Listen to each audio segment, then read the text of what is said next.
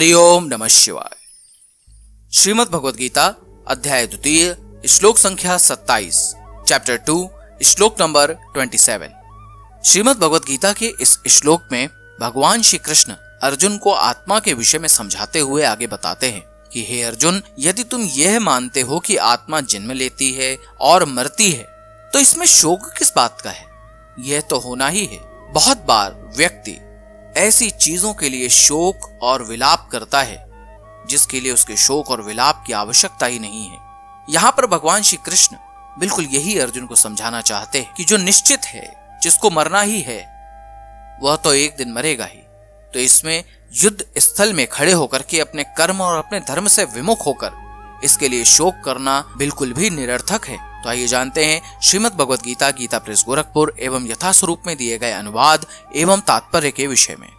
सर्वप्रथम श्लोक।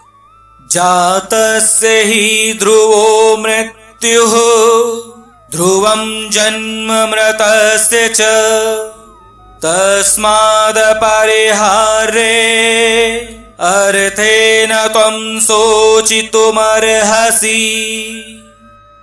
श्रीमद् भगवद गीता, गीता प्रेस गोरखपुर में अध्याय 2 श्लोक संख्या 27 का अनुवाद कुछ इस प्रकार से बताया गया है। क्योंकि इस मान्यता के अनुसार जन्मे हुए की मृत्यु निश्चित है और मरे हुए का जन्म निश्चित है, इससे भी इस बिना उपाय वाले विषय में तू शोक करने को योग्य नहीं है।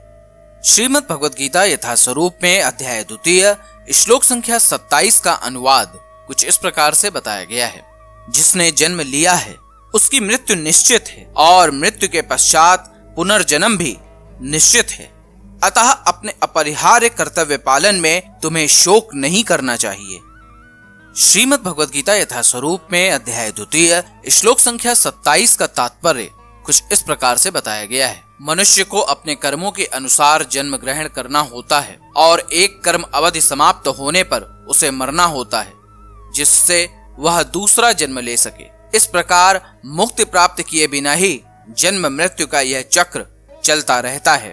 जन्म मरण के इस चक्र से वृथा हत्या, वध तथा युद्ध का समर्थन नहीं होता, किंतु मानव समाज में शांति तथा व्यवस्था बनाए रखने के लिए हिंसा तथा युद्ध अपरिहार्य है।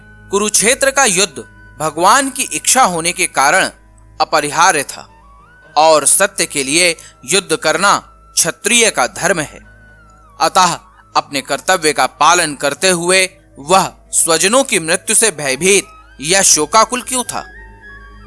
वह विधि अर्थात कानून को भंग नहीं करना चाहता था, क्योंकि ऐसा करने पर उसे उन पाप कर्मों के फल भोगने पड़ेंगे जिनसे वह अत्यंत भयभीत था।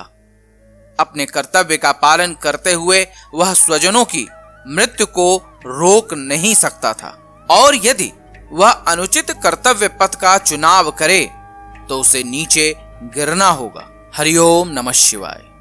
अब आप मेरे साथ बोलिए, हरे कृष्ण कृष्ण कृष्ण हरे हरे, हरे राम राम राम हरे हरे।